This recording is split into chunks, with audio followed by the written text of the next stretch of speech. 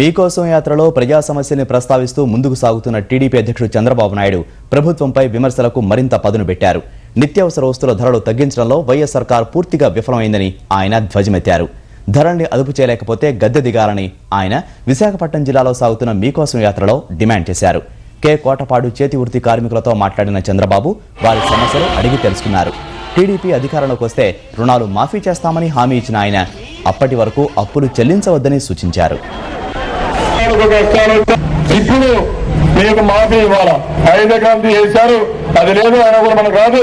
అందుకనే చెప్తున్నాం, మీకోసం నేను పోరాడతాను.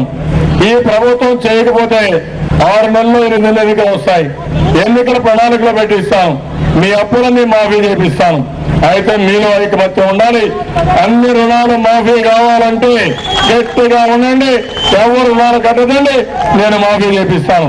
ఇంకొక విషయం కూడా చెప్తున్నాం, మీకు రుణ విముక్తి కావాలి, మద్దతు ధర ఇవ్వాలి.